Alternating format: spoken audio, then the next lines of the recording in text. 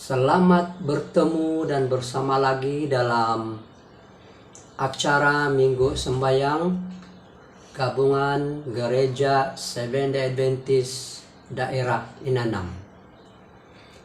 Pada malam ini, malam yang ketiga, pelajaran yang ketiga, saya diberi satu tajuk yang berbunyi mempelajari hidup kudus. Di dalam topik ini dia menekankan dua perkara, yaitu gaya hidup Kristen dan juga buah roh.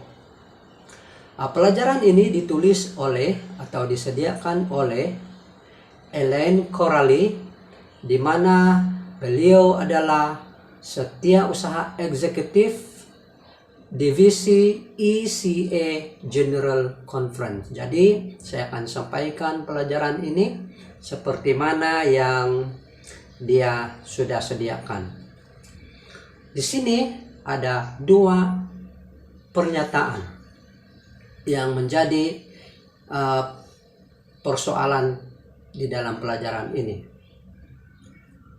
Ada sesetengah orang berpendapat bahwa gaya hidup Kristen yang berbeza tidak begitu penting. Kepercayaan dan gaya hidup, doktrin dan tingkah laku. Ada pula yang hanya memusatkan perhatian pada peraturan dan undang-undang.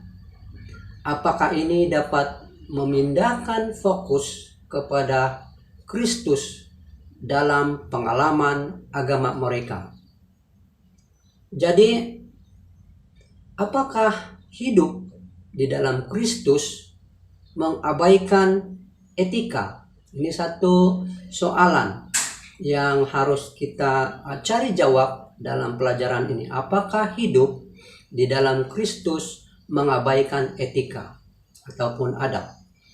Jadi, saya akan baca beberapa petikan ayat. Ada banyak petikan di sini. Saya harap umat-umat semua sabar mendengar petikan ini karena ini sangat penting untuk dibacakan. Petikan yang pertama di dalam Galatia 5 ayat 13. Saya akan baca. Saudara-saudara, memang kamu telah dipanggil untuk merdeka. Tetapi janganlah kamu mempergunakan kemerdekaan itu sebagai kesempatan untuk hidup dalam dosa. Melainkan layanilah seorang akan yang lain oleh kasih. Petikan yang kedua, Galatia 6 ayat 10. Berbunyi begini.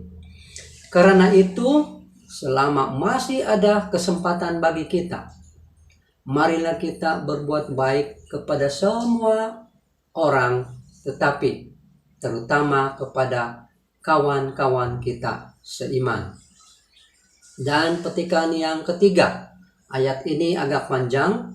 Saya ambil dia punya kesimpulan saja di dalam Galatia 1 ayat 6 hingga 12. Di sini Rasul Paulus menekankan bahwa Injil yang dia perolehi itu bukan daripada manusia, tetapi daripada Yesus Kristus sendiri.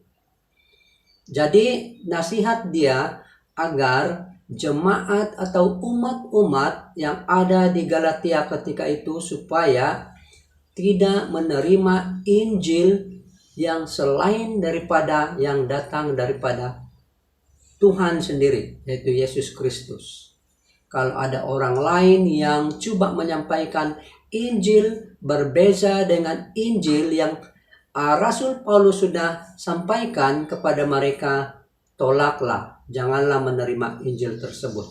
Karena jika mereka menerima, jika kita juga menerima, maka kita akan menghadapi satu masalah besar.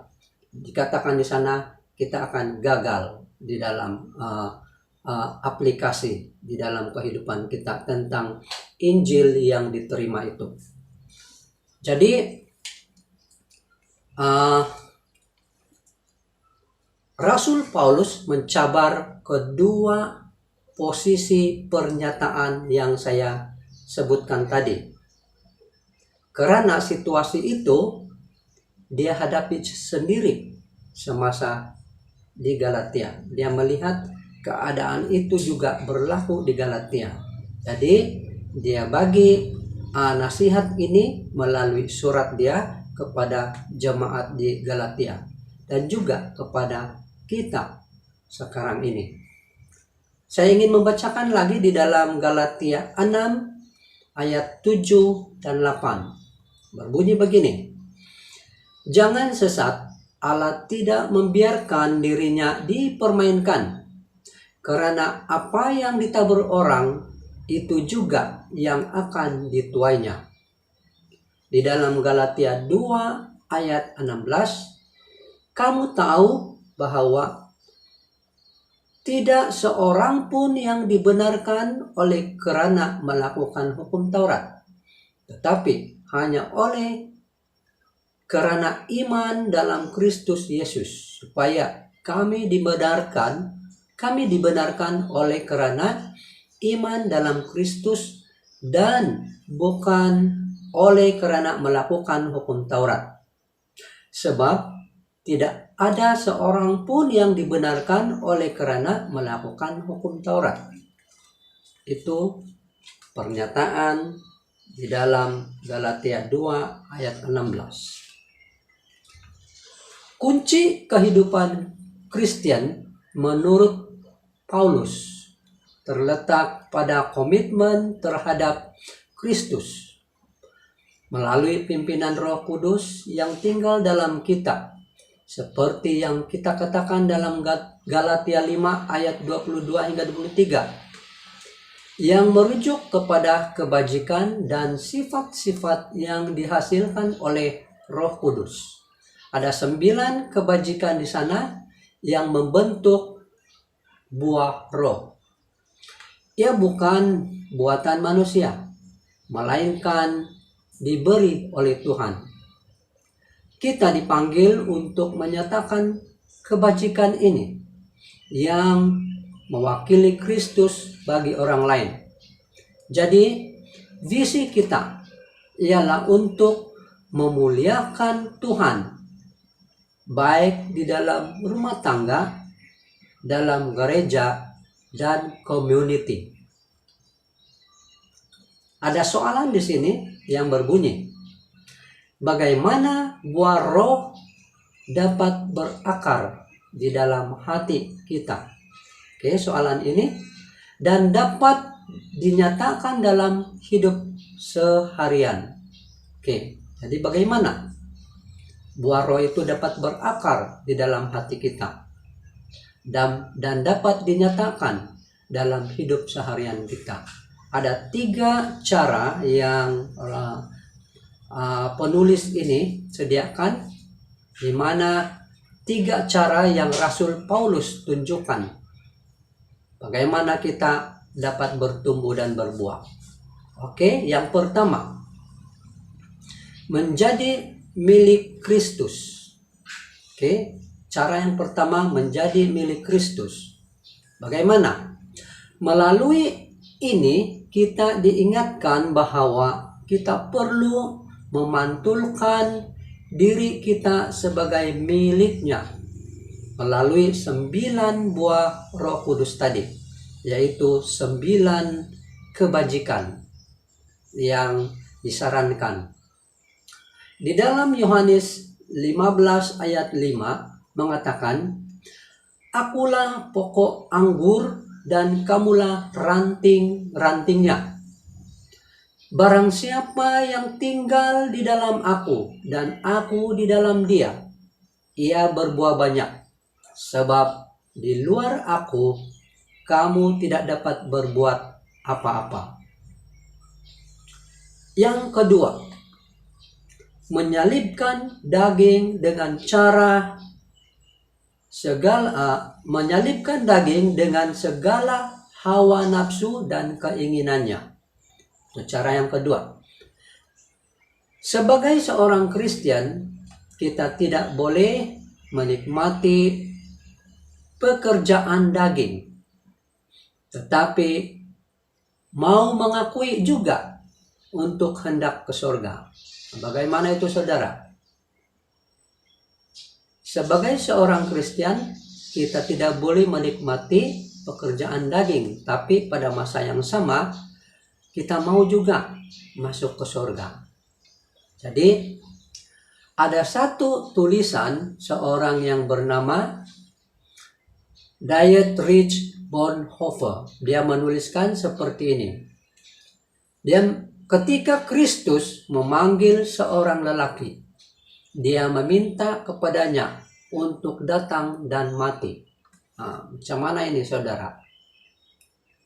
Ketika Kristus memanggil seorang lelaki, dia meminta kepadanya untuk datang dan mati.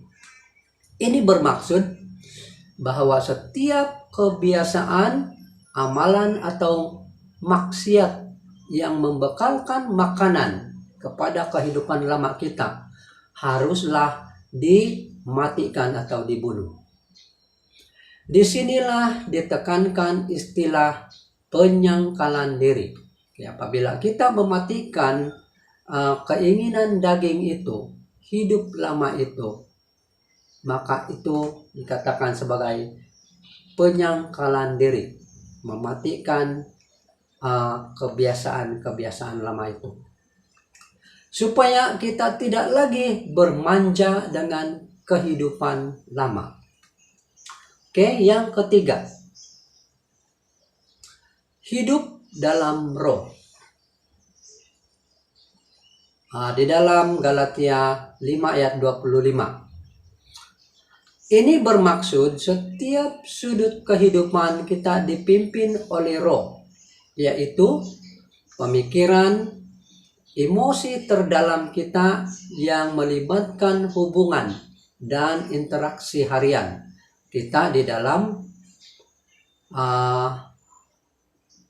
kehidupan kita seharian.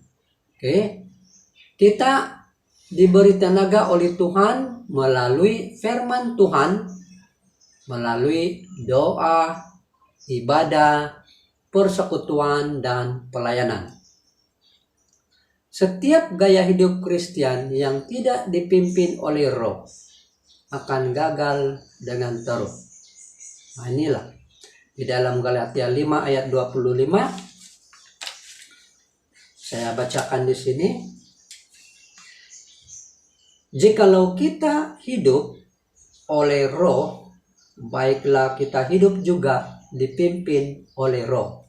Itulah yang dikatakan dalam Galatia 5 ayat 25. Jadi saudara, daripada 3 cara bagaimana buah roh dapat berakar di dalam hati kita dan dinyatakan di dalam kehidupan kita ini, maka kita pada malam ini berterima kasih kepada Tuhan karena telah diberikan satu pelajaran yang baik, di mana kita akan memperkukuhkan hubungan kita dengan Tuhan supaya buah roh itu dapat berakar di dalam kehidupan kita. Saya secara pribadi juga masih banyak kelemahan-kelemahan, sehingga itu menjadi satu cabaran juga di dalam kehidupan saya, baik di dalam rumah tangga, baik di dalam gereja, baik di dalam community. Yang paling kita rasakan saya secara pribadi ialah di dalam rumah tangga. Jadi pelajaran kita pada kali ini, kita fokus kepada 3 cara bagaimana kita berakar di dalam Tuhan, di mana buah-buah roh itu akan kita hidupkan, kita pancarkan melalui image Tuhan. Yaitu yang pertama, menjadi milik Kristus. Kedua, menyalibkan daging dengan segala hawa nafsu dan keinginannya. Dan ketiga, hidup dalam roh. Jadi kesimpulannya daripada pelajaran kita pada malam ini, Tuhan mau kita menjadi Kristen yang sejati, menjadi murid yang berbuah, menggambarkan rupa Kristus dalam watak dan tingkah laku, dan inilah harapan kita agar ia menjadi pengalaman kita bersama di dalam Kristus sehari-hari. Tuhan memberkati.